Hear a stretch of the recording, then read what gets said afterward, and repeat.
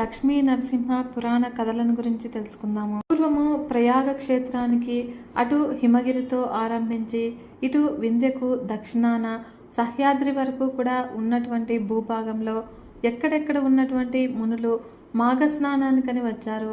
ఇక పద్ధతి ప్రకారము స్నానము, ధ్యానము, జపము, మాధవ దర్శనము, తర్వాత పితృతర్పణం నిర్వర్తించారు.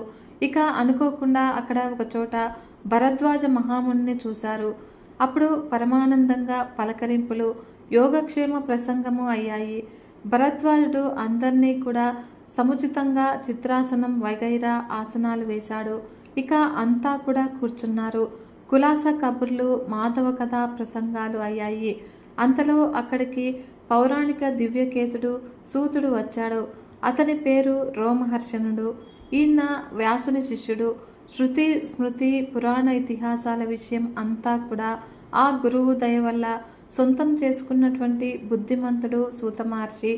ఇక భరద్వాజుడు సూతునకు వందనపూర్వకంగా ఆతిథ్యం చేసి ఆసనంపై కూర్చున్నాక తాను కాస్త కుడివైపు పక్కగా కూర్చున్నాడు. అప్పుడు మునులంతా కూడా సూత మహామునుని వందనాభివందనాలతో ఆనందపరిచి తమ తమ ఆసనాలపై కూర్చున్నారు. భరద్వాజుని సాభిప్రాయంగా చూశారు. బుద్ధి మదక్రేసరుడు భానుతేజుడు భరద్వాజుడు వారి చూపు గ్రహించి సూతుడిని చూసి చిరునవ్వుతో ఇలా అన్నాడు: సూత, మునుపు శౌనకుడు యజ్ఞం చేసిన సమయంలో వరాహ పురాణం కథ చెప్పావు, జ్ఞాపకం ఉందా అనగానే చెప్పి ఉంటాను అని చిరునవ్వుతోనే అన్నాడు సూతుడు. ఇక మరి ఇప్పుడు ఒక పురాణము అప్పుడే అడిగాను కూడా, ఇక నరసింహ పురాణం చెప్పాలి, వినవలసే మునులంతా కూడా ఇక్కడ ఉన్నారు, ఏమంటావు అని అనగా సూత మహర్షి పెద్దల మాటకి ఏమంటాను, అందున ప్రతిభాశాలురకు శిరోమణివి, నీ మాట కాదంటానా, ఏ పద్ధతిలో నరసింహ పురాణం చెప్పాలో సూచన ఇస్తే ఆ మార్గాన్ని వినిపిస్తాను అని సవినయంగా అన్నాడు సూతుడు. మంచిది, నా ప్రశ్నలు విను. చరాచరాత్మకమైన ఈ జగత్తు ఎవరి వల్ల రూపొందింది? దీని పాలకుడు ఎవరు? లయకరుడు ఎవరు? భూప్రమాణం ఎంత? ఎలాంటి ఆరాధన వల్ల నరసింహస్వామి వారు సంతోషిస్తాడు? 4 యుగాల లక్షణాలేమిటి? వాటిలో కలియుగము అవస్థ ఎలాంటిది? పుణ్యక్షేత్రాలు, పుణ్యగిరులు, పుణ్యనదులు ఏవి? దేవాదుల సృష్టి కథ ఏమిటి? మన్వంతరాల సృష్టి ఎలాంటిది? నరసింహస్వామి వారిని ఆరాధించిన మానవేతరులు ఎవరు? యజ్ఞాలు చేసి ఆ పుణ్యఫలం పొందిన రాజులెవరు? ఇదంతా కూడా మాకు వివరించి చెప్పవే మహాత్మా అని భరద్వాజుడు అనగానే విని సూతుడు మంచి ప్రశ్నలు వేశావు. మా గురువుగారు వ్యాసుల వారు అనుగ్రహం వల్ల నేను తెలుసుకున్నటువంటి పురాణ విషయము శ్రీ నరసింహదేవుని దయా ఆధారంగా చెప్తున్నాను. విను భరద్వాజ మునీంద్ర, తపోధనులారా వినండి అని ఒక్కసారి గురువును స్మరించాడు చేతులు జోడించి. విష్ణు కథను చెప్పడానికి తగిన జ్ఞానమును నాకు ప్రసాదించినటువంటి వ్యాస భగవానునకు, నా గురువునకు నమస్కారము. భరద్వాజ మహర్షి, మునీశ్వరులారా, నరసింహ పురాణము చెప్పే మహాభాగ్యము నాకు కలిగించిన మీకందరికీ కూడా ధన్యవాదాలు. ఋషిచంద్రుడు భరద్వాజుడు అడిగిన ప్రశ్నలకు నేను చెప్పే సమాధాన విషయమే నరసింహ పురాణము అని ప్రసిద్ధమవుతుంది. అవుగాక నేనిప్పుడు చెప్పబోయేది నా నోటి మాటతో మా గురువుగారు చెప్పేదే అని భావించగోరుతూ ఉన్నాను. సృష్టి క్రమాన్ని వివరిస్తున్నాను అని నారాయణుడే చరాచరాత్మకమైన ఈ జగత్తుకి కర్త. నరసింహాది రూపాలు ధరించి పాలకుడై ఉంటాడు. చివర జ్యోతిస్వరూపుడై తనయందే లీనం చేసుకుంటాడు. సారం చెప్పాను, ఇక క్రమం చెప్తాను విను భరద్వాజ. సర్గము, ప్రతిసర్గము, వంశము, మన్వంతరము, వంశానుచరిత్రము అంతా పురాణ లక్షణాలు 5. ఆది సర్గము, అనుసర్గము, వంశము, మన్వంతరము, వంశానుచరితము అని వాటిని సమీకరించి క్రమంగా చెప్తాను. ఆది సర్గము చాలా గొప్పది. అదే మహత్తు, ఈశ్వర స్థితి, పైన దేవతల యొక్క, క్రింద రాజుల యొక్క చరిత్ర దాని వల్లనే తెలుస్తుంది. ఇక సృష్టికి ముందు ప్రళయానికి పైన కించిత్తైనా లేదు. అలాంటి దశలో నిరంజనము, నిర్వికారము, శుద్ధము, శాంతము, సర్వమునకు కూడా మూలము బ్రహ్మనే. కల జ్యోతిర్మూర్తి అంత తాను అవతరించి తానే జ్ఞానము. జ్ఞాననాయకుడు అయింది కూడా ఆ బ్రహ్మస్వరూపము. సృష్టి చేయవలసే కాలం వచ్చింది అని ఆ జ్యోతిర్మూర్తి అనుకున్నది వెంటనే రూపొందించి మహత్తు. సాత్వికము, రాజసం, తామసము అని మహత్తు 3 విధాలుగా ఉంటుంది. వైకారికము, తేజసము, భూతాది, ఇతి తామసము 3 విధాలు. ఈ వికారమే విధములైన అహంకారము ఆ మహత్తు నుంచే వచ్చింది. ఇక రూపొందించిన ప్రాణంలో ధ్వని ఆవశ్యకము. మహన్మూర్తి అయినటువంటి ప్రధాన పురుషుడు ఈ మహత్తత్వంలో నుంచి ఒక మాత్రామూర్తిగా శబ్దం పుట్టించాడు. అదే ఆకాశము, శబ్దానికి మూలము. తర్వాతది వాయువు, అది స్పర్శగుణము, తాకితే తెలుస్తుంది. ఇది చాలా బలిష్టమైన తత్వము. ఇక తర్వాత కనిపించే తత్వం ఏర్పడింది ఆ స్పర్శ లక్షణమైన వాయువు నుంచే. అదే రసప్రధానమైన జలము, దాని నుంచి వచ్చింది గంధ లక్షణమైన పృథివీ. ఈ విధంగా ఆయా మాత్రల రూపాలుగా భూతల సృష్టి జరిగింది. ఈ సృష్టి తామసమైన అహంకారం నుంచి ఏర్పడిందిగా తెలుసుకోవాలి. అలాగే ఇంద్రియాలు 5 కూడా తేజస్ సంబంధములని. మొత్తము 10. 11వది మనస్సు అనేది. చెవులు, కన్నులు, నాలుక, ముక్కు, చర్మము ఈ 5 కూడా జ్ఞానేంద్రియాలు. వాక్కు, పాణి, పాదము, వాయువు, ఉపస్థం అనే 5 కూడా కర్మేంద్రియాలు. ఈ విధంగా ఈ ఇంద్రియ సమ్మేళనంతో ఒక రూపం ఏర్పడిందన్నమాట. అది ఒక అండము. గ్రుడ్డు రూపంలో సృష్టి జరిగింది. అదే దేవతలు, దానవులు పుట్టడానికి మూలభూతమైన పదార్థము. అదే మానవులకు, కొండలకు, సముద్రాలకు, ద్వీపాలకు, అడవులకు, క్రిమికీటకాదులకు మూల పదార్థము. హరి రజోగుణమూర్తి అయి బ్రహ్మరూపంతో సృష్టికర్త అవుతూ ఉన్నాడు. కల్పాంతం వచ్చే వరకు నరసింహాది రూపాలతో ఆ సృష్టిని పరిపాలిస్తూ ఉన్నాడు. లయ సమయం రాగానే రుద్ర రూపంతో అంతమొందిస్తూ ఉన్నాడు. ఇది సృష్టి కథ. 2వది కాలమానము. ఇలా జరిగిన సృష్టిలో ఆయు ప్రమాణము 100 ఏళ్లుగా ఉంటుంది. ఆ లెక్క చెప్తాను విను భరద్వాజ అని. 18 నిమిషాలు ఒక కాష్ట, 30 కాష్టలు ఒక కళ, 30 కళలు ఒక ముహూర్తము, 30 ముహూర్తాలు ఒక అహోరాత్రము. అంటే ఒక పగలు, ఒక రాత్రి. ఇది మనుష్యమానము. అంటే 15 దినాలు ఒక పక్షము, 2 పక్షాలు ఒక నెల, 6 నెలలు ఒక ఆయనము. వాటికి ఉత్తరాయణము, దక్షిణాయనము అని పేర్లు. ఆ 2 ఆయనాలు కలిసి ఒక సంవత్సరము. ఇక దేవతలకు దక్షిణాయనము ఒక రాత్రి, ఉత్తరాయణము ఒక పగలు. మానవుల గణనలో ఒక మాసము, పితృదేవతలకు ఒక దినము, వసువులకు ఒక దినము, మానవులకు ఒక సంవత్సరంగా ఉంటుంది. దేవమానంలో 1000 సంవత్సరాలు ఒక యుగము. అవే త్రేతాదులు. అలాంటి యుగాలు 1000 బ్రహ్మకు ఒక దినంగా ఉంటుంది. బ్రహ్మకు ఒక దినమైన కాలంలో 14 మనువులు ప్రవర్తిస్తారు. ఒక మన్వంతరము ఇంద్రాదులకు దేవమానం ప్రకారము కొన్ని వేల సంవత్సరాల కాలం అవుతుంది. ఇక విశ్వసృష్టికి ముందు దేవతలను, పితృదేవతలను, ఈ వరుసలో గంధర్వులను, రాక్షసులను, యక్షులను, పిశాచాలను, గుహ్యకులను, ఋషులను, విద్యాధరులను, మనుష్యులను, పశువులను, పక్షులను, స్థావరములను, పిపీలికలను, పాములను సృష్టిస్తాడు. తర్వాత గుణకర్మ విభాగాలతో 4 వర్ణాలను ఏర్పరుస్తాడు. సృష్టిని ఇలా పగలు నడిపి రాత్రి కాగానే ముల్లోకాలను ఉపసంహరించి ఆ ప్రభువు ఆ రాత్రి శేషశాయి అయి యోగ నిద్రలో ఉంటాడు. ఆ రాత్రినే కల్పాంతం అంటారు. దానికే బ్రహ్మకల్పం అని పేరు. ఆ సమయానంతమందే మత్స్యావతారము, సముద్రమదనము, అలాగే వరాహకల్పము. ఇదంతా కూడా సర్వేశ్వరుని సంకల్ప రూప సంపద. సముద్ర జలాల్లో మునిగి ఉన్న భూమిని ఉద్ధరించడానికి స్వయం బుద్ధితో శ్రీహరి వరాహమూర్తి అవుతాడు. ఇలా సృష్టించి నైమిత్తికమనే ప్రళయంలో ఆ సృష్టిని సంహరించి ఆదిదేవుడైన శ్రీహరి యోగ నిద్ర ముద్రితుడవుతాడు. ఈ విధంగా నిద్రలో ఉన్న దేవుని నాభియందు పద్మం ఒకటి పుడుతుంది. దాని నుంచి వేదాంగాలు క్షుణ్ణంగా తెలిసిన వ్యక్తి ఉదయిస్తాడు. అతడే బ్రహ్మ. ఆ బ్రహ్మకు ప్రజను సృష్టించు అనే మాట వినవస్తుంది. ఇక నిద్రలో ఉన్న దేవుడు అదృశ్యుడవుతాడు. సృష్టి ఎలా చేయాలి? బ్రహ్మకేమీ కూడా పాలుపోలేదు. రోషం వచ్చింది. ఆ రోషం మూలంగా ఒక శిశువు పుట్టి బ్రహ్మ తొడపై కూర్చుని ఏడవ సానారంభించాడు. ఇక బ్రహ్మవాణ్ణి ఓదార్చాడు. నా పేరేమిటి అన్నాడు ఆ శిశువు. బ్రహ్మదేవుడు నీ పేరా రుద్రుడు అన్నాడు బ్రహ్మ. ఆ శిశువు అలా మెల్లగా లేచి నీళ్లలో మునిగిపోయాడు. తర్వాత బ్రహ్మ ఆలోచించి కుడి చేతి బొటనవేలు నుంచి ఒక మగ శిశువును, ఎడమ చేతి బొటనవేలు నుంచి ఒక ఆడబిడ్డను సృష్టించాడు. ఆ బిడ్డ పేరు దక్షుడు. ఆ ఇద్దరిని కూడా దంపతులను చేసి సృష్టి చేయవలసింది అని బ్రహ్మ ఆజ్ఞాపించాడు. ఇక ఆ దంపతులకు మొదట కలిగిన వాడే మనువు, స్వయంభువ మనువు అన్నాడు అతడే. ఈ విధంగా సృష్టి జరిగింది. నవబ్రహ్మల కథ వినండి. మరీచి, అత్రి, అంగీరసుడు, పులశ్యుడు, పులహుడు, క్రతువు, ప్రచేతనుడు, వశిష్ఠుడు, భృగువు అని నవబ్రహ్మలు. వీరు బ్రహ్మ సంకల్పం వల్ల మానసపుత్రులుగా ప్రసిద్ధులైనారు. మరీచి భార్య సంభూతి, వీరి కొడుకు కశ్యపుడు.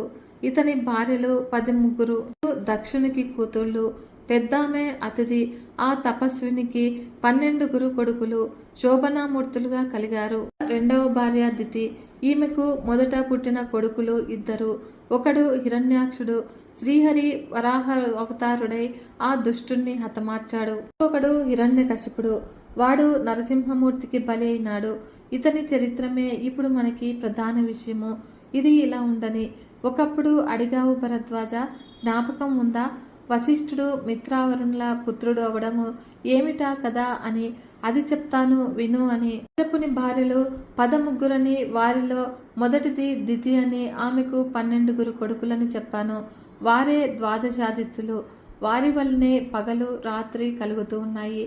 వారిలో మిత్రుడు వరుణుడు అని 2. వారికి సంబంధించినదే ఇప్పుడు చెప్పబోయే కదా. వరుణుడు పడమటి దిక్కుకు నాయకుడైనాడు. పశ్చిమ సముద్ర ప్రాంతాన ఉన్న పర్వతం వద్దకు సూర్యుడు చేరగానే ఈ ప్రక్కనున్నటువంటి జగమంతా కూడా అంధకార బంధనం అవుతుంది. సూర్యుడు అక్కడ విశ్రాంతి తీసుకుంటాడు. ఆ పడమటి కొండ పలు విధములైనటువంటి రత్నాల కాంతులతో వెలిగే శిఖరాలు గల గొప్ప పర్వతము. అంతా కూడా బంగారుమయము. దాని గుహలు, సింహశార్దూల నివాసాలు. అచటి వృక్షాలన్నీ కూడా అన్ని ఋతువుల్లో కూడా మధుర ఫలాలతో సంతర్పణ చేస్తూ ఉంటాయి. ఇక్కడ సిద్ధులు, గంధర్వులు ఆ కొండ కోణల్లో స్వేచ్ఛగా వివరిస్తూ ఉంటారు. విశ్వకర్మ ఆ కొండ శిఖరాన ఒక చక్కని నగరం నిర్మించాడు. రత్నాలు, బంగారము ఆ నగర నిర్మాణానికి సమృద్ధిగా ఉపయోగించాడు. దాని పేరే విశ్వావతి. దివ్య భోగాలకు అది నెలవు. ఆ నగరము వరుణుని నివాసము. అక్కడ ఉండి పశ్చిమ దిక్కును పరిపాలించవలసింది అని బ్రహ్మ వరుణుణ్ణి నియమించాడు. ఆ విధంగా వరుణుడు లోకపాలకుడయ్యాడు. అలా ఉండగా ఒక రోజున అన్నదమ్ములు మిత్రుడు వరుణుడు కూడా భూలోకంలో వనవిహారానికి ప్రియపడి క్రమంగా కురుక్షేత్రానికి చేరుకున్నాడు. వికసించిన పూతీగలతో, ఫలవృక్షాలతో, ఋషుల శృతిగోష్ఠులతో, పక్షుల కూతలతో కలకలలాడుతూ ఉన్నటువంటి కురుక్షేత్రంలో ఆ అన్నదమ్ములు అలా విహరిస్తూ ప్రకృతి సౌందర్యానికి ముగ్ధులవుతూ ఇంకా లోపలికి వెళ్ళాడు. అక్కడ ఒక చిన్న తామర కొలను, దాని పేరు పౌండరీకము. ఇక కాస్త దగ్గరగా వెళ్ళారు. చక్కగా విచ్చినటువంటి కమలాలతో, కమల పరిమళాన్ని మోసుకొచ్చి వచ్చిన చల్లగా తాకే పిల్లగాలతో కనువిందుగా ఉన్నటువంటి ఆ చెరువులో అచ్చర పూపోన్లతో తలమానికము అందచందాలకు పెట్టింది పేరు. ఊర్వశి చెలికత్తలతో జలక్రీడలు ఆడుతోంది. పురుషులెవరూ చుట్టుపక్కల లేరు, రారు అని ఆ రమణీయమయ్యి కోయిల గొంతులతో శృతి కలుపుతూ శృంగార గీతాలు పాడుతూ స్వేచ్ఛగా ఆడుతోంది. ఇక అన్నదమ్ములిద్దరూ కూడా ఆ ముగ్ధుగుమ్మను ఆ అవస్థలో చూసి ఆశ్చర్యానంద భావనలతో అల్లుకుపోయారు. ఊర్వశి గడసరికపోబోడి జలదిలాగా ఉంటుంది. ఇక ఆ అన్నదమ్ముల హావభావాలు అర్థం చేసుకుని అలాగే చూపులతో వారి హృదయాలను ఛేదించి చిన్న మేనుతో వారి దగ్గరకు చేరి విప్పించండి, పోయి వస్తాను అని ఒక్క చిరునవ్వు విసిరి తూనిగలాగా ఎగిరిపోయింది. ఇక ఆ వగలాడి వగలకు మిత్రావరుణులు తాళలేకపోయారు. పట్టుకోనాలి అనే కోరికతో మడుగుగట్టుకి తొందరగా వెళ్ళి చేతులు చాచారు. అయితే అది దొరుకుతుందా? అది పైకెగిరేటేమిటి? మిత్రావరుణులకు వీర్యస్థలనం అయిపోవడం ఏమిటి రెప్పపాటు కాలంలో ఇదంతా కూడా జరిగిపోయింది. తర్వాత చల్లబడి అన్నదమ్ములిద్దరూ కూడా సహజ స్థితికి వచ్చి వెనుతిరిగిపోయారు. కురుక్షేత్రంలో అనువైన స్థలం చూసి ఆశ్రమం ఏర్పరచుకుని ఘోర తపస్సు చేశారు. ఇక వారి తపస్సుకు పితామహుడు మెచ్చి వచ్చి మీ తపస్సుకు సంతోషించాను. ఇక లెండి, మీకు వైష్ణవ తేజస్సిద్ధి కలిగేటట్లుగా వరమిస్తున్నాను. అది కూడా కొంతకాలం పోయాక సిద్ధిస్తుంది అని వరమిచ్చి అదృశ్యుడైనాడు. ఇక తపస్సిద్ధి సాధించినటువంటి ఆనందంతో గతం మరిచి ఆ అన్నదమ్ములిద్దరూ కూడా స్వస్థలాలకు వెళ్ళిపోయారు. మిత్రావరుణులకు ఊర్వశి సందర్శనం వల్ల మనస్సు కరిగి పతనమైన వీర్యము పద్మంలోను గట్టున నీటిలోనూ పడింది. పద్మం నందు పడినదే శివుగా మారింది. అదే వశిష్ఠుని జన్మకు కారణమైంది. ఇక బ్రహ్మవాక్కు అది. ఆనాటికి ఉన్న శరీరం వదిలి ఇంకొక శరీరాన్ని వశిష్ఠుడు ధరించవలసి వచ్చింది. అంటే ఇంకొక జన్మ ఎత్తవలసింది వచ్చింది అన్నమాట. అది సామాన్య తేజస్సు వల్ల జరగకూడదు. బ్రహ్మ సంకల్పం లాంటిది కనుక ఆదిత్యులైన మిత్రావరుణుల అమోఘ వీర్య సంభూతుడైన వశిష్ఠుడు మైత్రావణి అయ్యాడు. నేలపై పడిన వీర్యాన్ని ఊర్వశి ఒక చక్కని కుంభము అంటే కుండలో ఉంచిపోయింది. దాని నుంచి పుట్టినవాడు పొట్టివాడైన ఆకారానికి, గట్టివాడు ఆత్మశక్తికి. ఎవరైనా అతడే అగస్త్య మహాముని. మహాత్ముల జనన కథలు ఇలాగే వింతగా విడ్డూరంగా ఉంటాయి. ఏరుల పుట్టుక, మహాత్ముల పుట్టుక శక్యం కాదు. జలమందు పడిన వీర్యము మత్స్య సంతతికి బీజమైంది. అదే వశిష్ఠుడు మైత్రావరుని అయిన కథ. దీనిని వ్రాసిన, చదివిన, వినిన పాప విముక్తి, భుక్తి, ముక్తులు కలుగుతాయి. సంతతి లేని వారు నిత్యము మైత్రావరుని కథ చదివితే పుత్రప్రాప్తి కలవారవుతారు. ఇది ముమ్మూర్తులకు కూడా ఇష్టమైన కథ చెప్పి ఇంకా సూతుడు ఇలా చెప్తూ ఉన్నాడు. ఒకప్పుడు కురుక్షేత్రంలో అప్పుడే ధ్యానముద్ర నుంచి కనులు తెరిచి చిరునవ్వుతో మమ్మల్ని చూస్తూ ఉన్నటువంటి మా గురుదేవుని వద్ద గురుపుత్రుడు శుకుడు చక్కని ప్రశ్న వేశాడు. అదేమిటో తెలుసా? ఆయన మార్కండేయుడు మృత్యుంజయుడు ఎలా అయినాడు? ఆ వృత్తాంతం చెప్పవలసింది అని. ఆ ప్రశ్నకి మా గురుదేవులు, నాయన శుక, మంచి ప్రశ్న వేశావు, చెప్తాను విను అని మమ్మల్ని కూడా వినండయ్యా అని ఉద్బోధించి చెప్పిన మార్కండేయోపాఖ్యానము చెప్తాను విను భరద్వాజ, మునులారా వినండి. అపమృత్యుహరమైన కథ.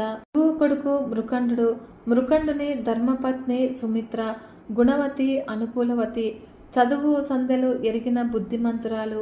ఆ దంపతులకు కలగక ఒక కొడుకు కలిగాడు.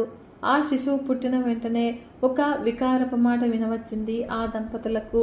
ఇక ఆ బిడ్డడికి 12వ ఏడు నిండగానే ఆయువు నిండిపోతుంది అని, కొడుకు కలిగాడు అన్న సంతోషము అంతరించుకుపోయిందని వేరే చెప్పాలా? అందున కూడా ఆ పచ్చి బాలింతరాలి గుండె దిగులు చెప్పేదేముంది? ఏమైనా కాని అనుకుని మృకండు కాస్త తెప్పరిల్లి ఇల్లాల్ని కూడా ఓదార్చి సమయానుసారంగా జాతకర్మ, నామకరణము వగైరా జరిపాడు.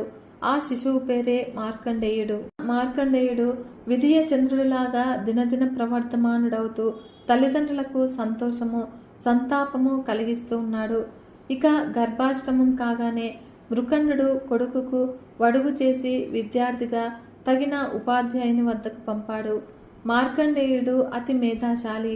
అచరి కాలంలోనే విద్య పూర్తి చేసుకుని ఇంటికి తిరిగి వచ్చాడు. విద్యార్థి అయి గురుకులానికి వెళ్లిన కొడుకు విద్యావంతుడై అచరి కాలంలోనే ఇంటికి తిరిగి రాగా ఆ తల్లి పర్ణశాల ముంగిట నిలిపి దిష్టి తీసి లోనికి తీసుకువెళ్లి ఇష్టదైవానికి మొక్కించింది. తనకు మొక్కించుకుంది. తనకు మొక్కగానే 2 చేతులతో లేవనెత్తి చెక్కిలి మెత్తగా ముద్దాడి మీ నాయనగారికి సాష్టాంగ నమస్కారం చేసిరా నాయన అని పంపింది. మార్కండేయుడు వెళ్లి అగ్నిగృహమందున్నటువంటి తండ్రికి ప్రవర చెప్పి అభివాదం చేశాడు. మృకండు కుమారుని సంప్రదాయ అజ్ఞతకు సంతోషించి చిరంజీవ అని దీవించాడు. మర్నాడు సాయంకాలము విశ్రాంతిగా ఆశ్రమంలో చెట్టు కింద కూర్చుని మృకండు శాస్త్ర చర్చలో కొడుకుని కదిపాడు. అది కొంతసేపటికి వాదోపవాద పద్ధతికి నడిచింది. ఇక చివరకు మార్కండేయుడు విచేతగా తండ్రి మెప్పును పొందాడు. ఆ చర్చ అంతా కూడా పర్ణశాల ముంగిట వత్తులు చేస్తూ కూర్చున్నటువంటి సుమిత్ర విని ఆ వాగ్దాటికి అబ్బురపడి నా చిన్నారి తండ్రి చదువుల సరస్వతి అని మాట మృకండుని తాకకపోలేదు.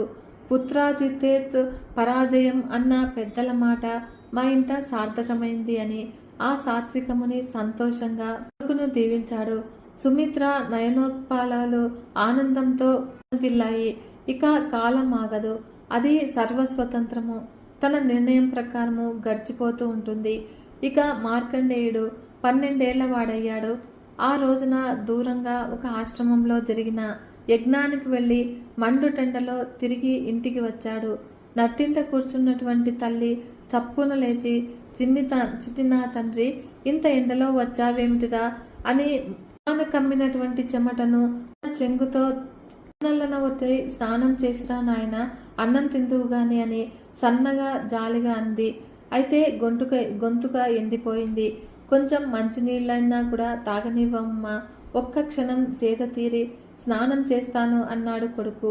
అప్పుడు సరే అని తల్లి ఇంటికి వెళ్ళి చిన్న మంచి పాత్రలో చల్ల నీళ్లు తెచ్చి కొడుకుకు అందించింది.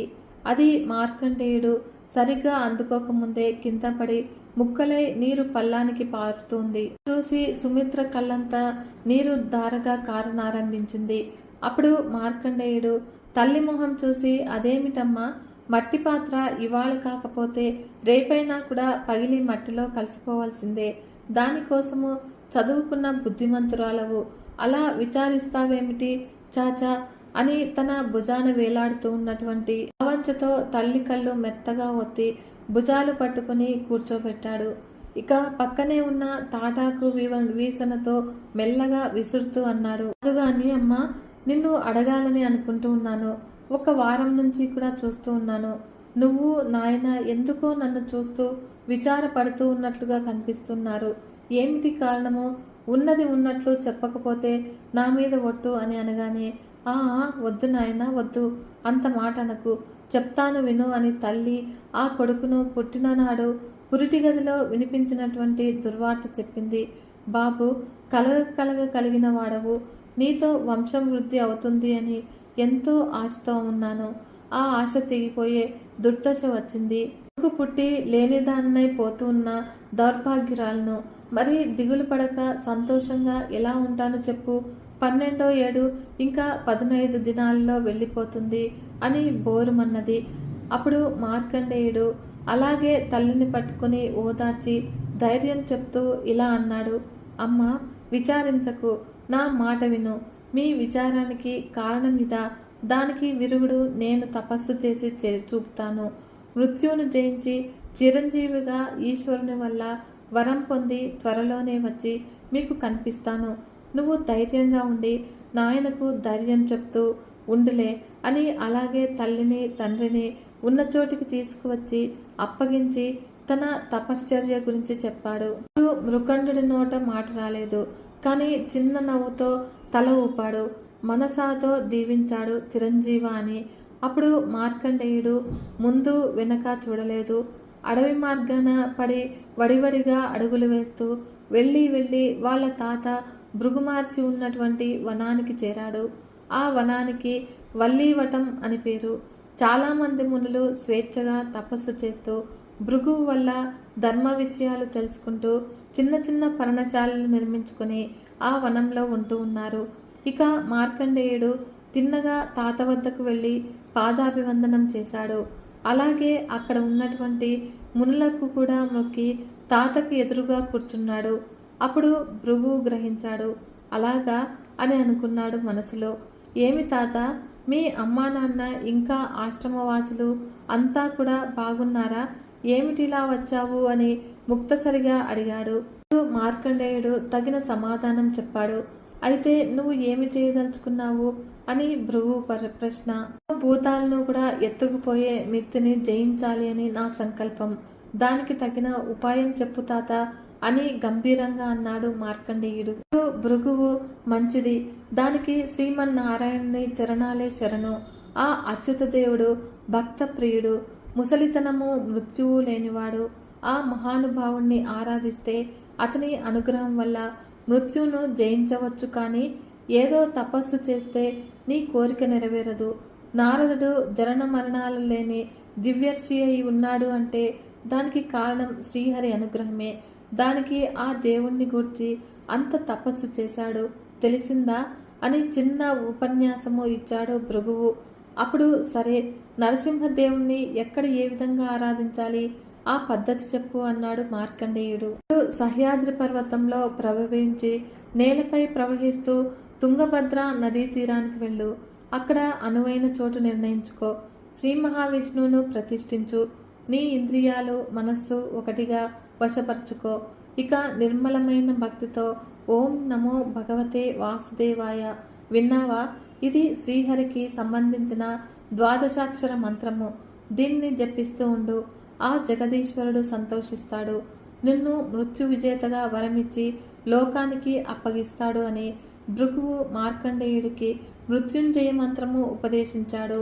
అప్పుడు మనుమడు మంత్రోపదేశం పొంది మహానందంతో తాత పాదాలకు నమస్కరించి లేచి, తాత వెళ్ళి వస్తాను అని అన్నాడు. భృగువు మంచిది, శ్రీ నరసింహదేవుని అనుగ్రహం పొంది మృత్యుంజయుడవై రా అని తాత మనసా దీవించాడు.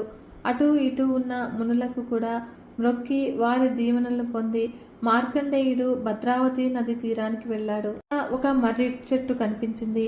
పక్కనే నది. ఇది బాగుంటుంది అని అనుకున్నాడు. ఇక యథావిధిగా నదిలో స్నానం చేసి చెట్టు కింద విష్ణువుని విగ్రహ రూపాన ప్రతిష్ఠించాడు. మానసిక పూజా విధానంగా జితేంద్రియుడైన హృదయ పద్మం నందు రవి సోమాగ్ని మండలాలు నిర్మించుకున్నాడు. వాటి మధ్యను జన్మ జరా మృత్యురహితుడైనటువంటి శ్రీహరిని సంకల్పించి భావకుసుమాలతో షోడశోపచార పద్ధతిని పూజించాడు. ఇక తాత ఉపదేశించిన ద్వాదశాక్షర మంత్రాన్ని తదేక దీక్షతో అసంఖ్యాకంగా జపించనారంభించాడు. ఆ రోజును తల్లి చెప్పిన రోజు. తన జీవితానికి చివరి పూట మహాదీక్షతో మనోవాక్కాయ శుద్ధిగా బుద్ధిగా శ్రీ మహావిష్ణువును చతుర్భుజుడిగా హృదయ పద్మం నందు కల్పించి భావశుద్ధిగా తదేక భావనగా ఆరాధన చేసి ప్రణవపూర్వకంగా వాసుదేవ మంత్రము సంఖ్యానియమం లేని విధంగా జపించనారంభించాడు. ఇక అనుకున్న గడియ వచ్చింది. కానీ అది మార్కండేయునికి తెలియదు. ప్రభువు శాసనాన్నే అనుసరించి యమకింకర్లు వచ్చారు. ఇంకా అల్లంత దూరాన ఉండగానే విష్ణుదూతలు ఎదురై, ఏమిటిలా వచ్చారు? ఆగండి, అడుగు ముందుకు వేశారా? మీ మృత్యువే మీకు మృత్యువవుతుంది. మా మాట విని మారు మాట ఖర్చు పెట్టక వచ్చిన దారినే తిరిగిపోండి. మా మాటగా మీ ప్రభువుకు చెప్పండి. ఎవరిని కూడా పంపవద్దు ఈ భక్తుని మీదకు అని. యమకింకర్లు వినలేదు. ముందుకి తోసుకువచ్చారు. విష్ణుదూతలు కోపంతో రెచ్చిపోయారు. అలా యమకింకర్ల చేతుల్లో ఉన్న పాశాలు లాక్కొని వాటితోనే వాళ్ల వీపులు జాడించి దక్షిణ దిక్కుగా వాళ్ళని విసిరివేశారు. అప్పుడు మాకెందుకీ బాధ, ఆ మృత్యువే వెళ్ళని అని యమకింకర్లు పడుతూ లేస్తూ యముని ముందుకు వెళ్ళి జరిగిన కథంతా కూడా చెప్పారు. ఇక విష్ణుదేవతలు పోతూ ఉన్నటువంటి యమకింకరుని హేళన చేస్తూ, ఒరే లోకేశ్వరుడైన మా విష్ణుదేవుని పేరు వినవచ్చే చోట కాలు పెట్టడానికి మృత్యువుకి గాని యముడికి గాని అయ్యే పనేనా? పొండి పొండి అని చప్పట్లు చరిచారు. యమకింకర్లు అలా ఎగిరిపోయి మృత్యువుతో చెప్పారు, దూతలు దరిచేరనీయలేదు సరికదా, మా పాశాలతోనే మమ్మల్ని ఊడేటట్లు చితక్కొట్టి కట్టి విసిరి పడేశారు అని. ఇక కథంతా విని మృత్యువు కల్లెర చేసి, ఆ ఆర్పాటమేదో నేను చూస్తాను, పొండిరా ఏడు ముమ్మగాలు మీరున్ను అని తర్జించి గాలిలో తేలుతూ మార్కండేయుని వద్దకు వచ్చింది. ఇక చప్పున విష్ణుదూతలు జుట్టు అందుకొని ముఖం చిదిగేటట్లుగా 3 గుద్దులు గుద్ది, నువ్వేనా మృత్యు అంటే? పాపం, కష్టపడి వచ్చావు. ఇప్పుడిచ్చిన కట్నాలు చాలునా? ఇంకా కావాలా? బుద్ధిగా వెనుకకు తిరిగిపో, మీ రాజుకు చెప్పు అని గిరగిరా త్రిప్పి దక్షిణ దిక్కుగా విసిరి పరేశారు. ముక్కంట నోటంట నెత్తురు కారుతూ మృత్యువు 3 మొగ్గలు వేసుకుంటూ యముని నగరము సింహద్వారం వద్ద డప్పున పడింది. అక్కడే ఉన్నారు ఇంకా కూడా కింకర్లు. మృత్యు వచ్చే సమయంలో ఒక వింత జరిగింది. గాఢభక్తియుక్తుడైన హృదయస్థిత విష్ణుదేవుణ్ణి ఆరాధిస్తున్న మార్కండేయుడికి విష్ణువే ఒక స్తుతి వినిపించాడు. దానిని అలాగే మార్కండేయుడు స్పష్టంగా చెప్తూ ఉన్నాడు. ఆ స్తుతి ప్రభావం వల్ల మృత్యువు దరిచేరలేక అంత దూరాన నిలిచి పాశం గిరగిరా త్రిప్పుతూ వికటకంగా చిందులు తొక్కుతూ హుష్ హూత్ అని అరుస్తోంది. అది చూసి విష్ణుదేవతలు పట్టుకుని సంభావన ఇచ్చి పంపివేశారు. ఆ స్థుతికి మృత్యుంజయాష్టకం అని పేరు. తర్వాత యమకింకర్లు యముని ముందు ఆక్రోశిస్తూ నిల్చుని, ప్రభు, నీ ఆజ్ఞానుసారము మేము మృత్యువు ఆ బ్రాహ్మణ బాలుడు తపస్సు చేస్తున్న చోటికి వెళ్ళాము. మమ్మల్ని మృత్యువుని మా పాశాలతోనే చితగకొట్టి బలిష్టకాయలు నలుగురి మీదకి విసిరిపారేశారు. ఇంతవరకు ఇలాంటి అవమానము మాకు ఎక్కడా కూడా ఎవరి వల్లనూ కూడా తిరగలేదు. ఆ పిల్లవాడు ఎవరు? ఎవరిని మనసులో ఉంచుకుని తపస్సు చేస్తూ ఉన్నాడు? మమ్మల్ని భర్జించి పారద్రోలిన ఆ పురుషులెవరు అని అడిగాడు. అప్పుడు యముడు ఒక్క క్షణం ఆలోచించి తల పంకించి మెల్లగా అన్నాడు, ఆ బాలుడు భృగు మహాముని పౌత్రుడు, మహాముని కొడుకు, పేరు మార్కండేయుడు. తన అవసాన కాలం తెలుసుకుని దాని నుంచి బయటపడవలను అని తన తాతను ఉపాయం అడిగి అతని వల్ల విష్ణుదేవునికి సంబంధించిన ద్వాదశాక్షర దివ్యమంత్రం ఉపదేశం పొందాడు. ఇక ఆయన చెప్పినట్లుగా విష్ణువుని హృదయ పద్మంలో ప్రతిష్ఠించుకుని ఆరాధిస్తూ తదేక దీక్షతో ఆ దివ్యమంత్రం జపిస్తూ ఉన్నాడు. ఇక ఆ విషయం గ్రహించక నేను తొందరపడి మిమ్మల్ని పంపాను. ఆ సమయంలో విష్ణుదేవుడే అతనికి మృత్యుంజయాష్టకాన్ని వినిపించాడు. ఇక మీరు గాని నేను గాని అతన్ని ఏమీ చేయలేము. మిమ్మల్ని భర్జించి నిర్జించిన ఆ నలుగురు కూడా విష్ణుదేవుని దూతలు. కాబట్టి సర్వేశ్వరుని దూతల వల్ల జరిగిన దానికి మీరు విచారించకండి. అది మీకే మంచిది, మీ మంచికే జరిగింది. విష్ణు భక్తుని మీదకి వెళ్ళినందువల్ల వచ్చిన పాపం పోయింది. ఇప్పుడు మీకు చెప్తున్న మాట వినండి. మీరు గాని మృత్యువు గాని ఇటుపై విష్ణు భక్తుల మీదకి వెళ్ళవద్దు. ఇది నా ఆజ్ఞ తెలిసిందా? తర్వాత యముడు నరకబాధ అనుభవిస్తూ ఉన్నటువంటి పాపులకు ఒకప్పుడు నారదునకు విష్ణువు చెప్పిన విష్ణు స్తుతి ఉపదేశించాడు. హరికాక్ష, దేవేశ, నరసింహ, త్రివిక్రమ, నిన్నే నేను శరణు వేడుతూ ఉన్నాను. నన్ను ఉద్ధరించు జనార్దన అని ప్రార్థించే వారిని నేను ఉద్ధరిస్తాను అని ఆ స్థుతికి అర్థము. ఆ స్థుతి విని నరకాగ్ని జ్వాలలో మగ్గుతూ ఉన్నటువంటి పాపులందరూ కూడా నిశ్చల భక్తితో నిబ్బరంగా ఆ స్థుతిని ఉద్ధరించారు. వెంటనే వారందరూ కూడా పాప విముక్తులై విష్ణు రూపధారులై దివ్య విమానాల్లో ఎక్కి వైకుంఠానికి వెళ్ళిపోయారు. ఈ విధంగా మృత్యువును జయించి కృతార్థుడై మార్కండేయుడు వెనుతిరిగి కతిపయ ప్రమాణాల్లో ఇంటికి తిరిగి వచ్చాడు. శ్రీహరి దయచే మృత్యువును జయించి దివ్య తేజస్సుతో ఒప్పుతూ వచ్చిన కొడుకును చూసి తల్లిదండ్రులు ఒక్కమారే కౌగిలించుకొని ఆనంద బాష్పధారలతో కొడుకును తడిమి వేశారు. ఆ తల్లి సంతోషానికి అంతులేదు. చిత్రాసనం మీద కొడుకును కూర్చోబెట్టి ఎదురుగా తాను కూర్చుంది. ముఖం తేరిపార చూస్తూ, మా వరాల మూట మృత్యువును జయించి వచ్చాడు. దేవమానవ జాతుల్లో మునుపు అలాంటి కథ విననే లేదు. మా వరప్రసాదం అని పనిచేశాడు. చరిత్రలో అపూర్వం అని పొంగిపోతుంది. కొంతసేపు అయ్యాక, లే బాబు, స్నానం చేసిరా, ఈ లోపల పాకం సిద్ధం చేస్తాను. నా చేతితో నీకు అన్నం పెట్టి ఎన్నాళ్ళో అయిందోరా, లేలే అని తొందర పెట్టి వంటింటికి వెళ్ళింది సుమిత్ర. మార్కండేయుడు స్నానము, ధ్యానము, శ్రీహరి మంత్రజపము యథాక్రమంగా నిర్వర్తించి వచ్చాడు. తండ్రి పక్కనే కూర్చున్నాడు. సుమిత్ర వంట అంతా దేవుడికి నివేదించి పతికి సుతుడికి వడ్డించింది. ఇక భోజనమయ్యాక తల్లి భోజనం చేస్తూ ఉండగా ఎదురుగా దర్భాసనం మీద ధీమాగా కూర్చుని తండ్రి వింటూ ఉండగా ఇంటి దగ్గర నుంచి తాను బయలుదేరినది మొదలు తిరిగి ఇంటికి వచ్చే వరకు జరిగినదంతా కూడా పూసగుచ్చినట్లుగా మార్కండేయుడు చెప్పాడు. ఇక తల్లిదండ్రులు ఆనందము, భయము, ఆశ్చర్యం పొందాడు. అనుకున్న ఆపద తప్పింది. స్వామి జనార్దనుడు అనుగ్రహించాడు. ఇక ఆలస్యం ఎందుకు, శీఘ్రం అన్నారు. ఒక శుభముహూర్తాన సంప్రదాయానుసారంగా లక్షణవతి అయిన కన్యను కొడుకు ధర్మపత్నిగా వివాహం చేశారు. సుమిత్ర కొడుకును కోడలను ముద్దుగా ముచ్చటగా చూస్తూ మురిసిపోతూ ఉంది.